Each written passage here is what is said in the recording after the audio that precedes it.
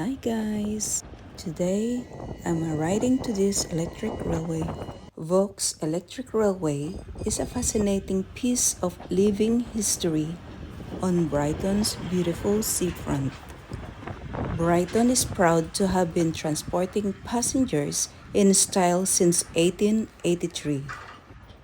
This is 140-year-old and the oldest working electric railway in the world.